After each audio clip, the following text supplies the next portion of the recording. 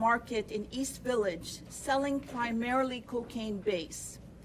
It became clear during the investigation that the driving force behind the rampant crime occurring at this particular drug market were members of a criminal street gang. These defendants caused a rampage of lawlessness and destruction to East Village for more than 2 years, leaving residents victimized and leading them to call police for help nearly 56,000 times. Our prosecutors presented evidence to a grand jury for 3.5 weeks, detailing evidence of how this criminal street gang operated and took control of 16th and K streets. Through hand-to-hand sales of cocaine base and many other felony crimes, gang members working in concert lined their pockets from the sale of addictive drugs, causing enormous overdoses and triggering violence and destruction that benefited the gang and destroyed the community safety day and night. The 308 charges handed down by the grand jury include felony drug sales charges, drug manufacturing, weapons offenses, child abuse, resisting arrest, and gang allegations. 27 defendants were arrested during a day-long sweep involving 100 officers on Tuesday of this week. The defendants were arraigned yesterday and today in Superior Court. They are facing prison sentences between 1 year and life in prison, depending on their accountability. You've heard me say this before, and I will say it again. We refuse to allow San Diego streets to turn into an open-air market like has happened across the United States. Our neighborhoods and streets belong to our community. They do not belong to gangs, and they do not belong to criminals. In addition to the ongoing drug sales, there was an incredible amount of additional crime in this area, with the peak of crime happening at the intersection of 16th Street and K Street in East Village. Responding to the community's concerns and spike in crime, our law enforcement partners, led by Chief Nizlight and his team and supported by other law enforcement, went on a mission to investigate what was happening and get to the heart of it. What we discovered was a large gang-controlled enterprise where cocaine sales dominated every corner at every minute of the day and night. I want to thank the San Diego Police Department and also the District Attorney's Office Gang Unit, National City Police Department, and the NTF who led this large-scale investigation. This took a year to complete. Deputy District Attorneys Miriam Hemming and Michelle Selwood here today, with the support of Gang Unit Chief Bob Hickey, worked tirelessly and relentlessly with San Diego Police Department and the DEA's Narcotics Task Force and other partners to identify the defendants, gather a mountain of evidence, convene a grand jury, and obtain indictments that finally hold them accountable. This large-scale, resource-intensive operation was necessary to defeat the large-scale organized criminal gang operation that was destroying our community. You see, it is a fact that the police department every day patrolled. They did their job, they made arrests, but unfortunately, these arrests often resulted in a revolving door where these one-offs produced an immediate release, a low bail, and they were back out on the street that same day selling the drugs and the poison again, and living the gang lifestyle and lining their pockets to buy more firearms to destroy the community. So it took a large-scale organized operation as this one to put an end to it, to bring real accountability. This particular area required this dedicated effort to address the 56,000 calls that had come in. 6,100 of those calls reported violent acts. So drug dealing is not separate from violence. It all escalates, it's all important, it all impacts the residences, the businesses that are there, everybody who drives by. It was an unacceptable situation, and it is being dealt with. During that time period, police had arrested 6,500 individuals. They worked very hard, but before this operation, Operation Kryptonite, it was again a revolving door. These indictments finally bring account to the real level of organization that this gang brought to the community. In addition to the 51 indictments, there were 42 additional defendants that are charged with drug, gun, and violent cases. The investigation led to other investigations. So in total, there are 93 defendants. 64 of them are already in custody. And the rest will, I'm certain that Chief Nizlight will keep looking for them. Law enforcement recovered a significant amount of contraband, including over 32 firearms, 3 pounds of cocaine base, nearly 8 pounds of cocaine powder, 350 grams of methamphetamine, 726 fentanyl pills, and nearly $80,000 in cash. Of the 56,000 calls, this open air drug market was so dangerous that there were over 1,000 calls for overdoses. These overdoses affecting already addicted people that were vulnerable. Multiple shootings, stabbings, and assaults.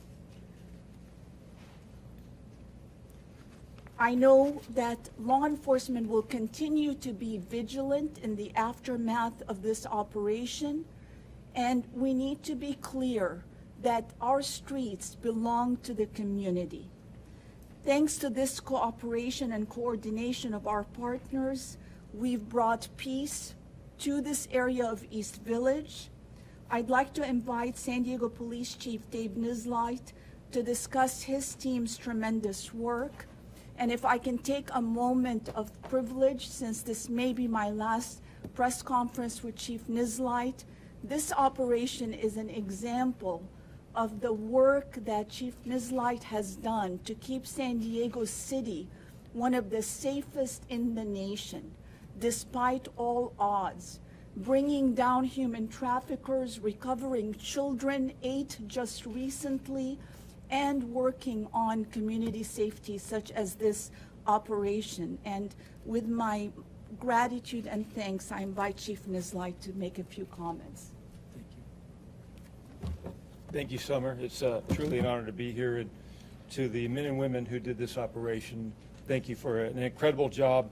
It's always fun for me to come up here and brag about your work. Just want you to know the San Diego Police Department is constantly monitoring areas that become hotspots for crime. From calls for service and residents' complaints in this area, it showed that we had to do something. This operation represents more than a year of dedicated work by investigators and prosecutors to disrupt the history of drugs and violence that plague the East Village community. Our teams unveiled a drug market that led to drug sales happening right out in the open, shootings, stabbings, assaults, and other violent acts, to also include dangerous gang activity. During this investigation, detectives developed evidence to prosecute 93 defendants for a variety of crimes to include murder, attempt murder, assault with a deadly weapon, robbery, weapons, and drug-related charges. We are grateful to all of our partners for their help in holding these criminals accountable, to include the District Attorney's Office, a great partner of the San Diego Police Department, DEA, the National City Police Department, and San Diego PD's gang unit, our narcotic street teams, our SWAT unit, our patrol units, and many others. for the community. We will be keeping a close watch on this area to maintain the progress we have made. That is our promise, and again, I want to really give credit to where credit is due, and that is to the prosecutors and to the investigators who did this tireless work to make a difference. Thank you so much. I want to acknowledge Captain Chris Sullivan, who is here from the National City Police Department, who aided in this operation. As you know, crime travels countywide, and working together, there's a win for the entire county when you have such a successful operation. Thank you, Captain. Do you have any questions? Yes. Could you just talk a little bit or describe in a little bit more detail what an open air drug market is? And then can you talk a little bit about what this area's passed before 2021 through 23? You know, what does it always look like in terms of the sale of drugs there, the violence? So when I mean open air, I mean open air. That means that there's a drug dealer who is kind of in charge, that is the lead gang member that day, who sits on a seat and runs traffic, makes sure that there's parking spots open so that people can just drive up and buy their drugs. Also selling right to the encampments, and the folks who are homeless that we know from our medical examiner have a 118 times higher rate of overdose deaths than population that is not homeless. So right there feeding them, feeding their addiction, causing their Father Joe's is nearby. There's residences nearby with children and families that live. There are multiple businesses nearby. So it's like a central command where, you know, cars are driving by, buying all manner of day and night. And so it is literally an open air market. Any other questions? Yes. Kind of a follow-up to that. So this wasn't just, a couple days ago we were talking about the reoffenders among the homeless population. This isn't just homeless who are buying or being sold to. That's correct. That it's everybody, but the homeless folks are also affected because they are right there. They're concentrated there. There is, like I said, Father Joe's villages nearby, and we know that their counselors are tormented by seeing their clients overdosing because the drugs are so readily available. But this one had become known, and people would just drive by and get their drugs. Yes, and then there was another question. Somebody had their hand. Go ahead. I'm just kind of curious, you had talked about it a little bit earlier, but you said that because of the size and the scope of this type of investigation, that's kind of why you went about this, you know, allocation of resources. Is that also why it was like, you know, grand jury with indictments and everything, or you know, can you kind of explain that, you know, process and how you guys went about that?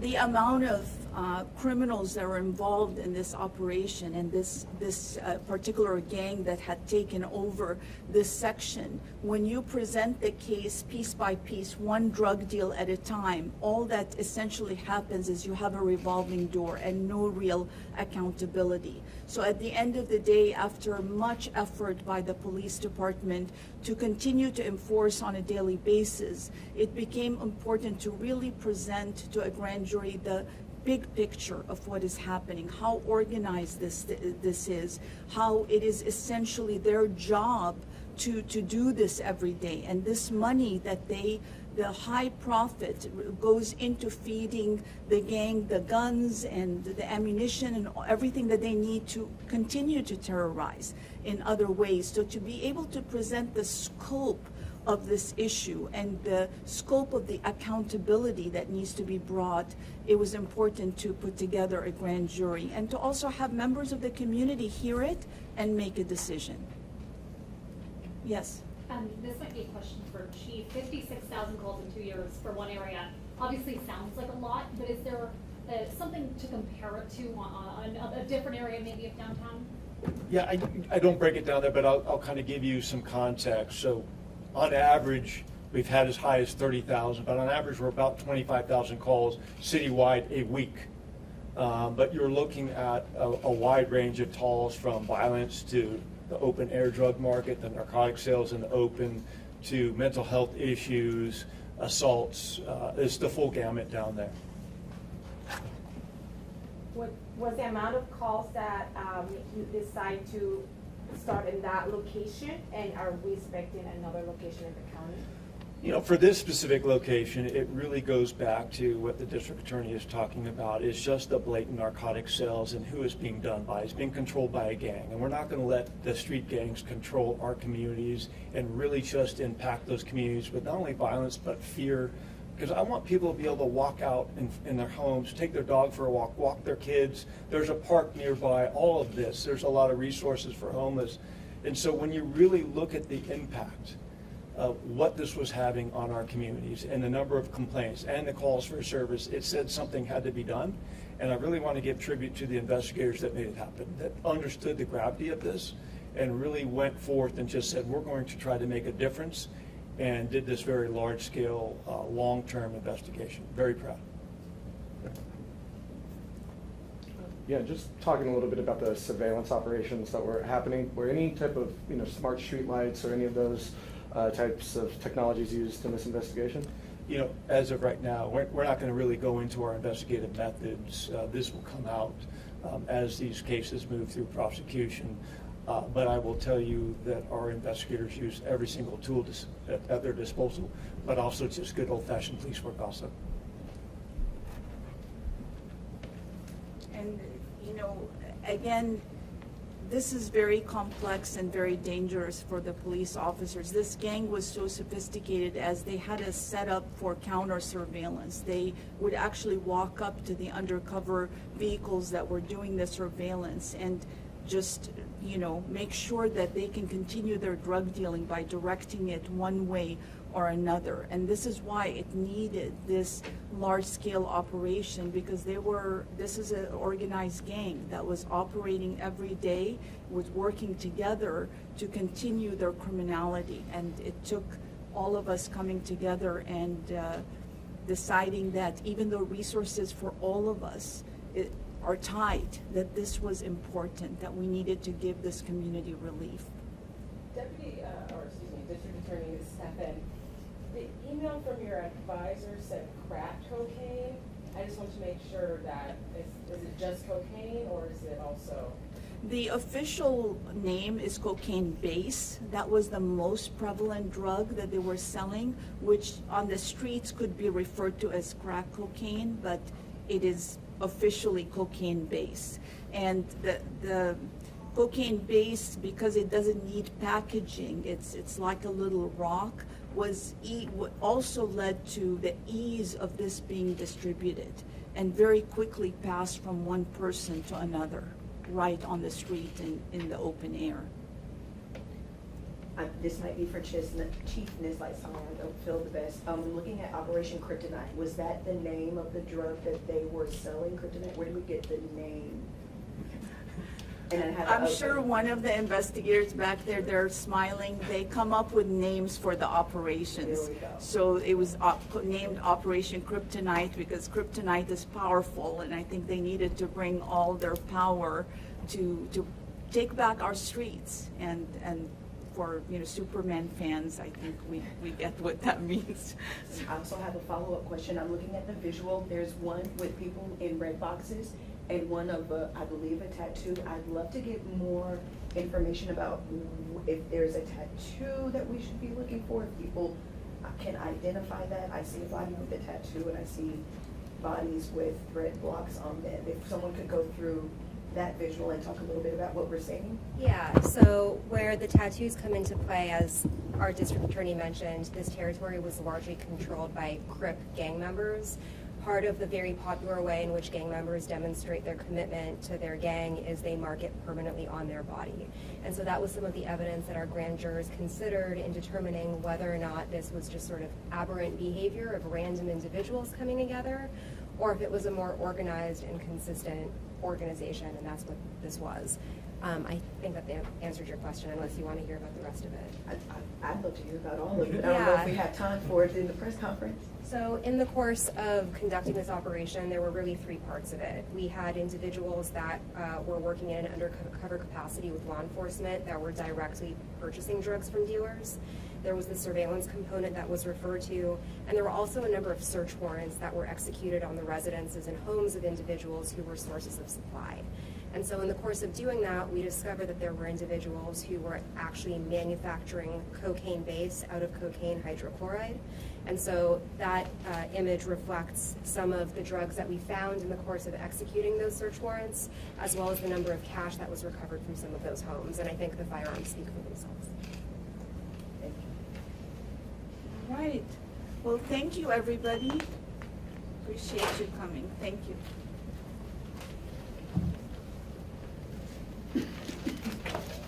That was Miriam Hemming, the one that was just speaking.